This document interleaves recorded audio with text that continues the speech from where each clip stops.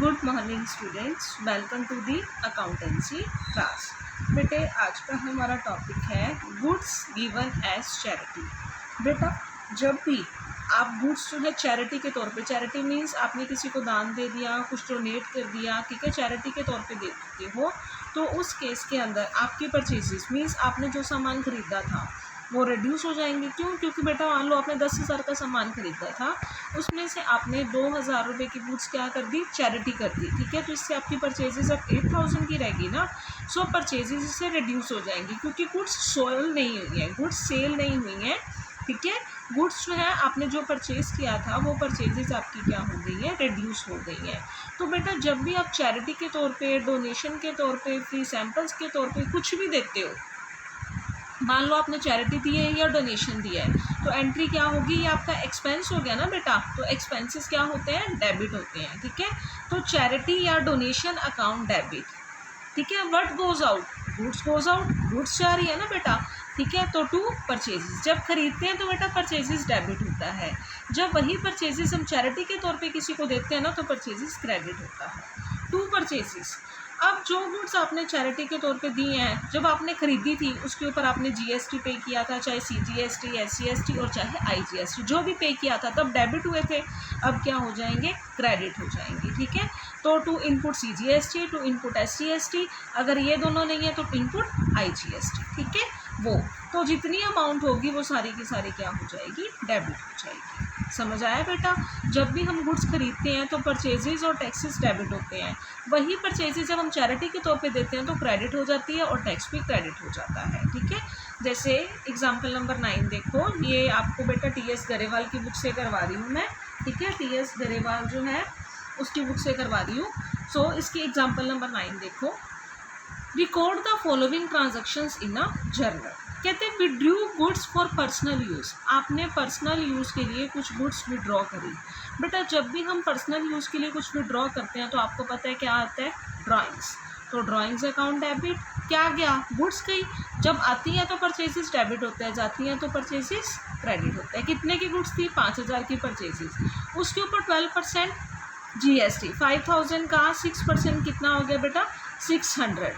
तो to input IGST कितना आ गया, 600, तो टोटल कितना हुआ, 5,600, ठीक है। ये सेलिंग प्राइस नहीं लेना, ठीक है, हमने गुड्स सेल नहीं करी है, हमने गुड्स में जो खरीदी थी वही बस जो है पर्सनल यूज़ के लिए विड्रॉ करके ले गए हो। पर्सनल यूज़ के लिए लेके जाना कोई सेल नहीं होती, ठीक है। Next, goods costing ₹500 given as charity, 500 रुपये की गुड्स चैरिटी के तौर पे दी गई।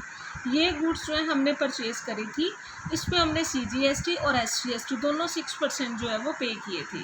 तो गुड्स जब आपने चैरिटी के तौर पे दी तो चैरिटी आपका एक्सपेंस है, charity account debit. To purchases कितना, 500, 500 का 6% to input CGST, to input SCST, total कितना हो गया, 560, ठीक है। 500 30 30 टोटल 560। फिर a cheque for ₹5,000 receive from Rajiv was deposited in a bank return dishonour. बेटे राजीव से जब चेक रिसीव हुआ था तो हमने एंट्री करी थी bank account debit to Rajiv. अब वही चेक डिसऑनर हो गया तो एंट्री रिवर्स हो जाएगी, Rajiv account debit to bank, ठीक है। इस तरह से आपने जब भी गुड्स चैरिटी के तौर पे दी हैं या किसी और पर्पज से दी हैं तो ये एंट्री आएगी, मतलब डोनेशन या चैरिटी के तौर पे, तो ये एंट्री पर्सनल यूज़ है तो ड्राइंग्स, ठीक है। नेक्स्ट केस है बेटा distribution of goods as samples. Distribution of goods as sample का मतलब है मीन्स आपने अपनी सेल को इंक्रीज़ करने के लिए कुछ सैम्पल्स डिस्ट्रीब्यूट किए हैं, ठीक है, सेल को इनकरेज करने के लिए। ये कोई सेल नहीं होती बल्कि एक पार्ट है एडवर्टीजमेंट का, ठीक है। सो इसीलिए इसे एडवर्टीजमेंट अकाउंट में डेबिट किया जाता है, क्योंकि बेटा एक्सपेंस है तो डेबिट होगा, किस में होगा, एडवर्टीजमेंट के अंदर। और इससे बेटा आप जो फ्री सैम्पल्स दोगे इससे आपका खरीदा हुआ सामान क्या हो जाएगा, रिड्यूस हो जाएगा, इसीलिए परचेजेस अकाउंट क्रेडिट होगा, ठीक है। वही जब खरीदते हो तो टैक्सेस डेबिट होते हैं, जब आप मतलब गुड्स लेके जाओगे किसी को एडवर्टीजमेंट के तौर पे दोगे तो वही टैक्सेस क्रेडिट हो जाएंगे, ठीक है। सो एडवर्टीजमेंट आपका एक्सपेंस है, advertisement account debit to purchases, बाकी सारे के सारे टैक्स, ठीक है। ये एंट्री आपकी पास आउट होगी।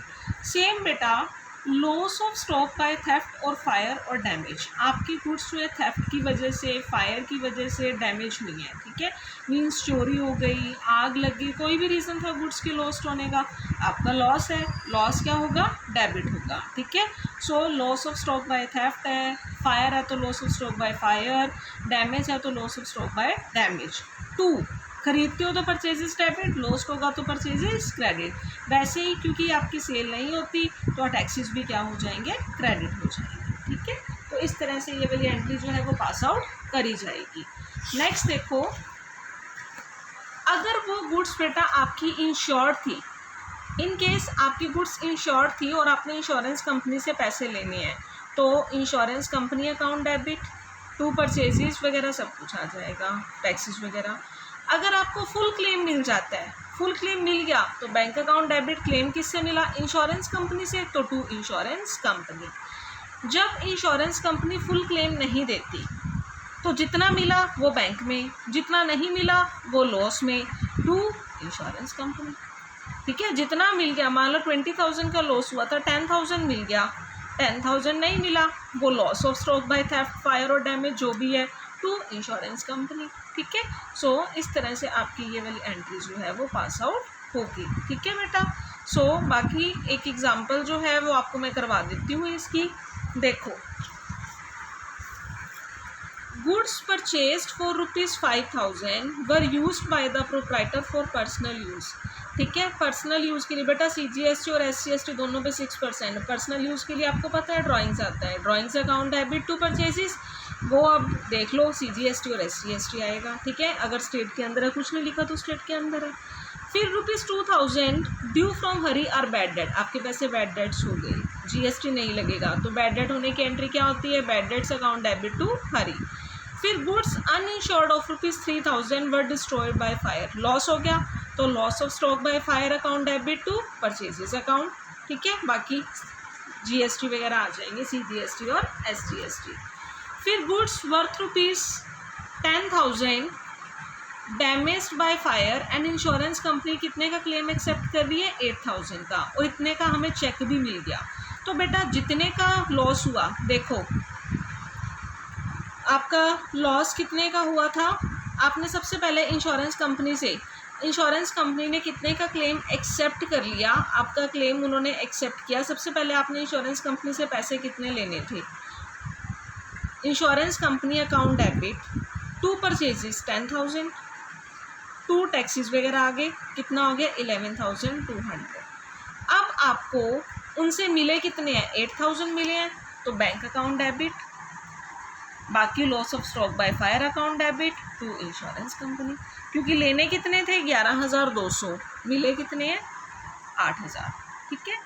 Next, goods costing ₹500 given as charity, charity के तौर पे दिए तो चैरिटी टू परचेजेस, बाकी वो GST जो दोनों है। Paid landlord ₹1,500 for rent, landlord को रेंट पे किया, आपका एक्सपेंस है, रेंट अकाउंट डेबिट, दोनों टैक्स डेबिट होंगे टू कैश। फिर sold house hold furniture for ₹15,000, इस पर GST नहीं लगेगा, ठीक है। Being personal asset of the proprietor and not that of the firm, the proceeds were invested into the business.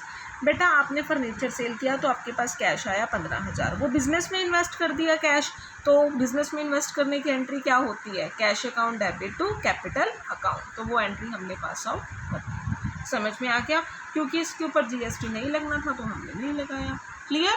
सो इस तरह से आपकी ये एंट्रीज जो है वो पास आउट होंगी, ठीक है। यहाँ पे गुड्स इंश्योर्ड थी अगर, तो इंश्योरेंस कंपनी को डेबिट करेंगे, फुल क्लेम मिल गया तो bank to insurance company, full claim नहीं मिला तो bank, loss of stock to insurance company, इस तरह से एंट्रीज पास आउट करी जाएंगी, ठीक है बेटा। So thank you students, good bye.